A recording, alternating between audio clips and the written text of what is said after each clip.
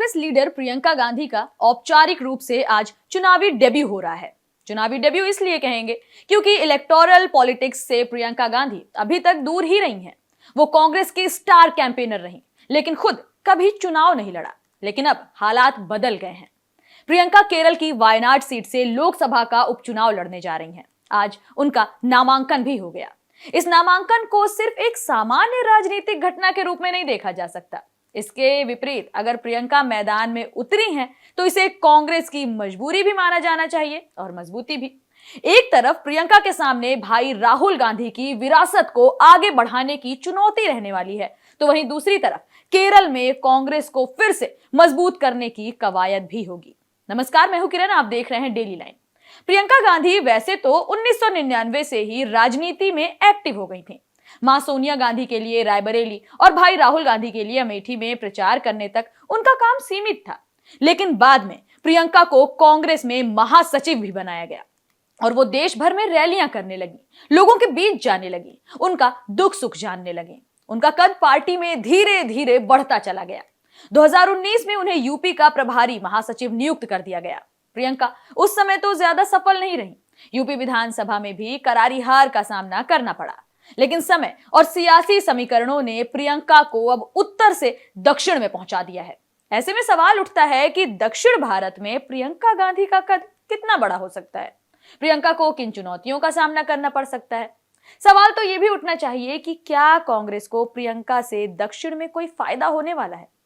नेहरू गांधी परिवार में सोनिया और राहुल गांधी के बाद गांधी परिवार की राजनीति में जो स्थिरता आई थी, उसे अब प्रियंका गांधी इलेक्टोरल राजनीति में उतरकर खत्म कर देंगी। अगर प्रियंका वायनाड से लोकसभा पहुंचती हैं तो पहली बार ऐसा होगा कि भाई बहन एक सदन में एक साथ होंगे और मां सोनिया गांधी राज्यसभा में होंगी। यह भी एक दुर्लभ वाकया होगा। वैसे तो प्रियंका को रायबरेली या अमेठी से ही चुनावी राजनीति में भेजने की मांग होती रही है। दक्षिण से राजनीति की शुरुआत करना कई मायनों में अलग है। इस समय एक फैक्ट हर जगह चल रहा है, वो ये कि दक्षिण भारत गांधी परिवार के लिए काफी शुभ रहा है। सोनिया, राहुल से लेकर इंदिरा गांधी तक को मुश्किल वक्त में दक्षिण भारत ने ही जिताकर संसद तक पहुंचाया है। इस लिहाज से जरूर दक्षिण कांग्रेस के लिए सुरक्षित जगह है। लेकिन इसी बात का दूसरा पहलू यह भी है कि दक्षिण भारत की फील्ड प्रियंका गांधी के लिए एकदम नई है। प्रियंका की राजनीति जितनी भी सक्रिय रही है, उसमें ज्यादातर वक्त उन्होंने उत्तर भारत में काटा है। वहीं दक्षिण की राजनीति पूरी तरह अलग ढर्रे पर चलती है। यहाँ धर्म से ज्यादा भाषा का खेल, जातियों से ज्यादा भावनात्मक मुद्दे तूल पकड़ लेते हैं। ऐसे में खुद को यहाँ की राजनीति में ढालना प्रियंका के लिए काफी मुश्किल भरा भी रहने वाला है। चुनौती नंबर 2 ये है लेफ्ट बीजेपी। इन दोनों से प्रियंका को मुकाबला करना होगा। अब अगर कांग्रेस ने दक्षिण में प्रियंका गांधी को भेजने का फैसला किया है तो उनसे उम्मीदें भी उतनी ही ज्यादा रहने वाली हैं। लेकिन प्रियंका को यह समझना होगा कि उन्हें मुकाबला अब किसी एक पार्टी से नहीं करना, बल्कि केरल में उन्हें लेफ्ट के साथ साथ बीजेपी की टक्कर का भी सामना करना होगा।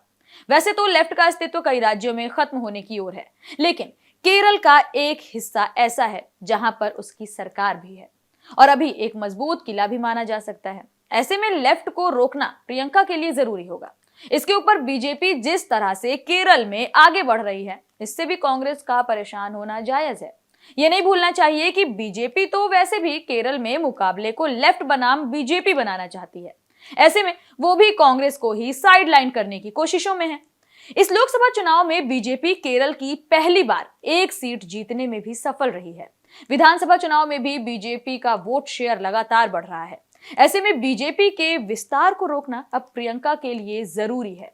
उन्हें सिर्फ वायनाड तक अपना ध्यान केंद्रित नहीं करना, बल्कि पूरे केरल में अपने चेहरे के दम पर कांग्रेस को फिर से मजबूत करना है। प्रियंका गांधी इससे पहले बीजेपी से सीधा मुकाबला करने में सक्षम रही हैं। उनकी बातें जनता तक सीधा पहुंचती हैं। जनता के दिल पर उनकी बातें सीधा असर करती हैं।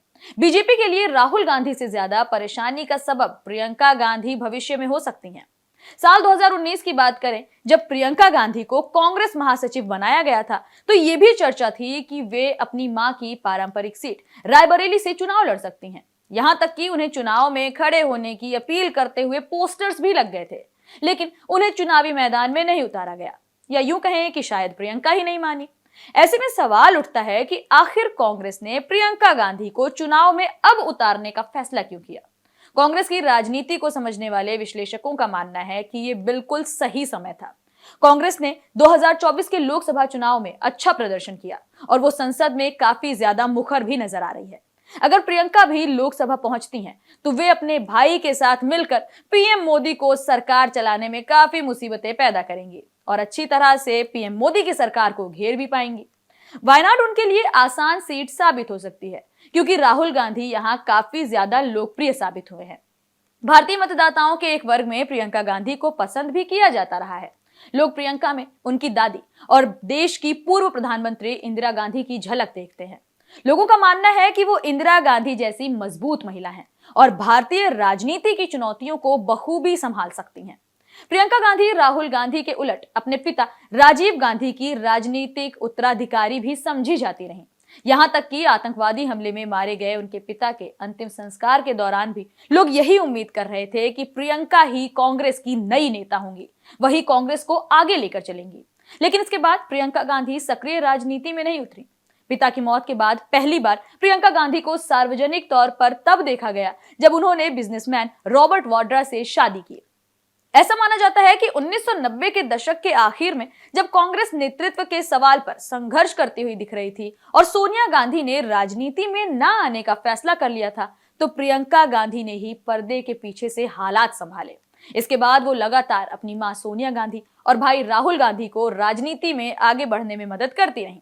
लेकिन साल 2019 से 2024 के बीच लोगों ने प्रियंका गांधी को सामने आकर कांग्रेस में सक्रिय भूमिका निभाते हुए देखा।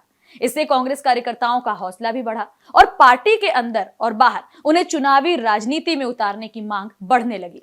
हालांकि हाल के सालों में प्रियंका गांधी के परिवार के सदस्यों पर भ्रष्टाचार के आरोप भी लगे।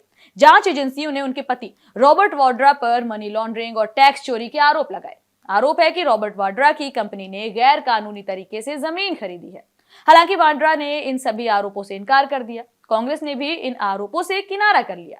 पार्टी का कहना है कि ये आरोप सिर्फ गांधी परिवार की छवि खराब करने के लिए लगाए जा रहे हैं। बहरहाल, वायनाड से प्रियंका गांधी के जीतकर लोकसभा में आने की पूरी संभावनाएं जताई जा रही हैं। अगर वो लोकसभा सांसद बनती हैं, तो ये 2024 के लोकसभा चुनाव में अच्छा प्रदर्शन करने वाली कांग्रेस और इंडिया गठबंधन की सहयोगी पार्टियों में और भी ज्यादा हौसला भर देगा।